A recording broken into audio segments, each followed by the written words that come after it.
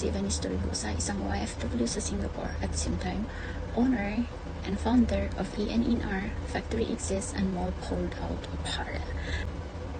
Alam po natin, bilang isang OFW, ay napakahirap po, lalong-lalo na kapag gusto mong magnegosyo at ang negosyo mo ay nasa Pilipinas at andito ka sa ibang bansa. But with Zero Shop system, dropshipping system, everything is possible. Bilang isang negosyante or isang entrepreneur, ay mahirap po talaga kapag hindi ikaw mismo ang nandyan na nagmaman ng business mo.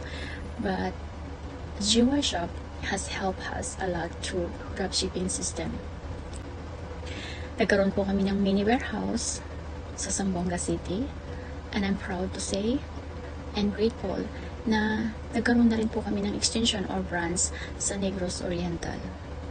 And all this because of our dropshipping system sa Zero Shop. Hindi po ako nahihirapan guys kahit nandito ako sa malayo na maparating ang mga items sa lahat ng mga customers, sa mga suki na patuloy na sumusubaybay at sumusuporta sa ENNR, Factory Exists and Mall Pulled Out Apparel.